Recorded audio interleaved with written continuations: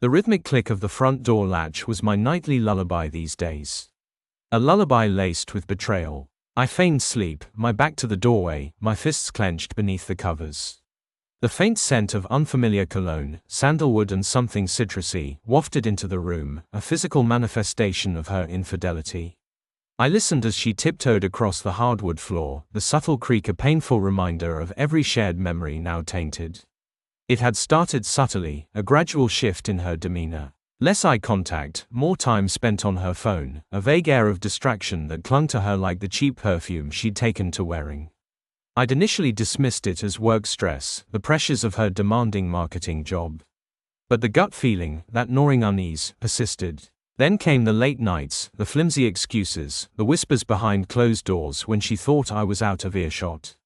Tonight, the ritual was the same. The soft click of her heels hitting the floor, the rustle of her clothes as she slipped out of her dress, the quiet sigh as she sank onto the bed beside me. I waited, my heart a drum against my ribs, until her breathing evened out, signaling a feigned sleep of her own.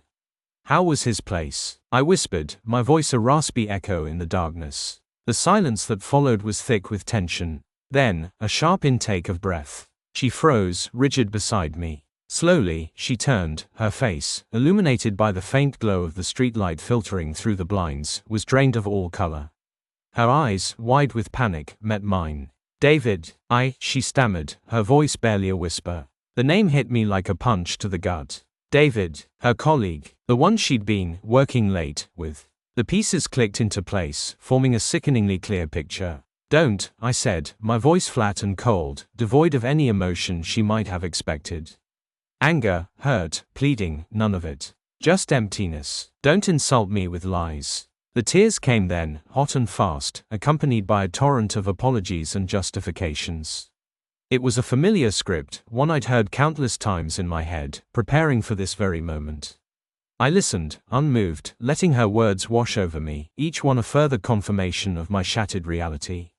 I didn't yell. I didn't rage. The betrayal was too deep for that. Instead, a cold, calculating resolve settled over me. I would make them pay. The next morning, I acted as if nothing had happened. I made breakfast, kissed her goodbye, and went to work. But while she was busy with her meetings, I was busy enacting my plan. I contacted a private investigator, a friend of a friend, and laid out my suspicions. He was discreet, efficient, and within a week, he delivered. Photos, videos, dates, times, locations, irrefutable proof of their affair. It was more than I'd asked for, more than I needed, but it fueled the fire burning inside me.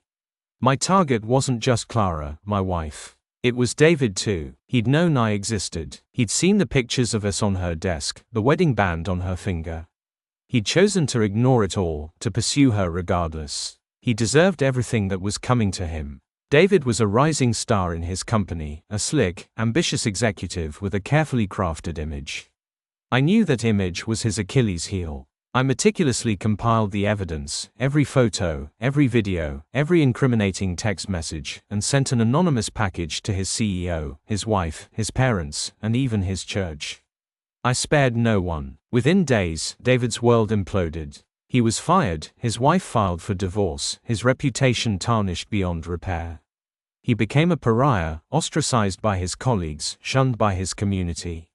His carefully constructed facade crumbled around him, leaving him exposed and vulnerable.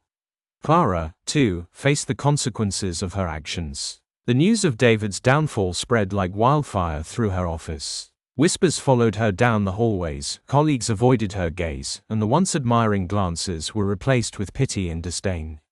She became an office joke, a cautionary tale. I confronted her with the evidence, not in anger, but with a chilling calm. She confessed everything, begging for forgiveness, promising to change. But the damage was done. The trust, the foundation of our relationship, had been irrevocably shattered. I filed for divorce, and within months, our marriage was officially over. My revenge wasn't about inflicting pain. It was about reclaiming my power, about restoring the balance that had been so brutally disrupted.